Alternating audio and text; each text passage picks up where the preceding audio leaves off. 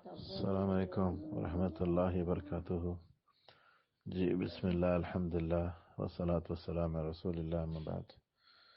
جی میری بہن، آپ نے پوچھا ہے کہ کیا مرنے کے بعد روح گھر میں آتی ہے کبھی کبھی؟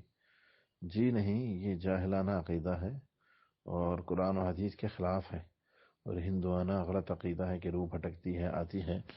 اللہ تعالیٰ فرماتے ہیں وَمِن وَرَائِهِمْ بَرْزَخٌ إِلَى يَوْمِ يُبْعَثُونَ، مرنے کے بعد قیامت تک ایک برزخی یعنی قبر کی زندگی ہے۔